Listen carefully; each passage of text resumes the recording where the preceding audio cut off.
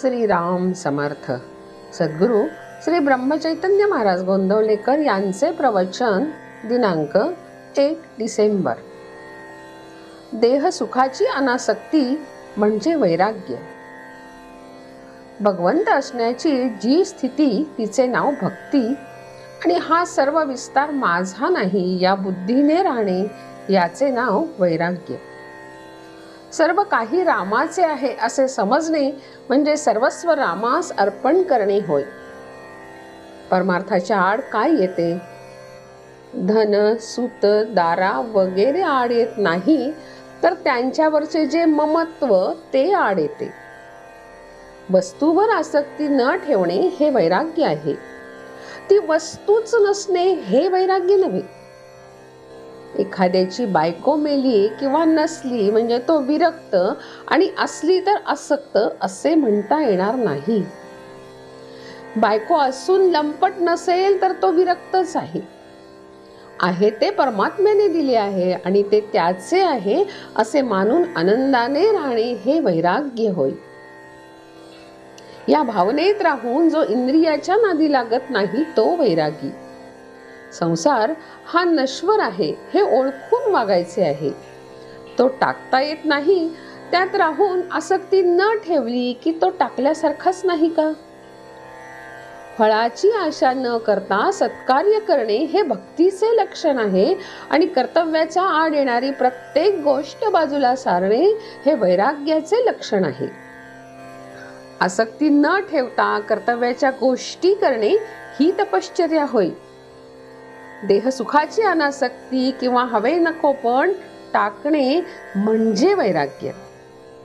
खरोखर विचार करा, प्रपंचात मनासारख्या गोष्टी कुठे मिळतात? त्या मिळणे न मिळणे आपल्या हातातच नसते. अमुक हवे अथवा नको असे कशाला म्हणायचे? असे न म्हणता रामाचेच होऊन राहावे म्हणजे झाले. जो रामाजवळ विषय मागतो त्याला रामापेक्षा त्या विषयाचेच प्रेम जास्त आहे असे सिद्ध होते.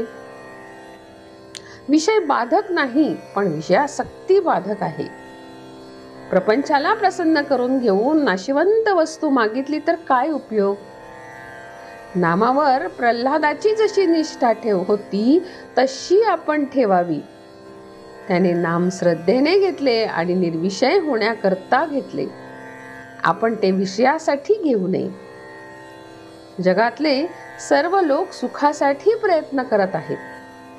शास्त्राचे पुष्कळ संशोधन होऊन इतकी सुधारणा झाली, त्यामुळे देहसुख पुष्कळ वाढले, पण मानव काही सुखी झाला नाही.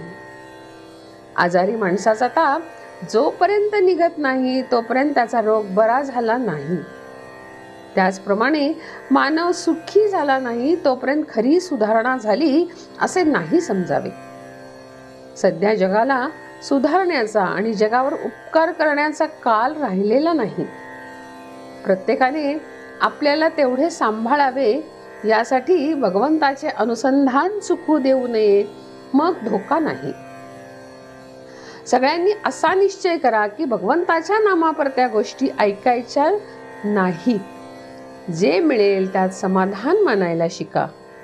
मी भगवंताचा आहे असे म्हटल्यावर सर्व जगत आपल्याला भगवत स्वरूप दिसू लागेल यात शंका नाही.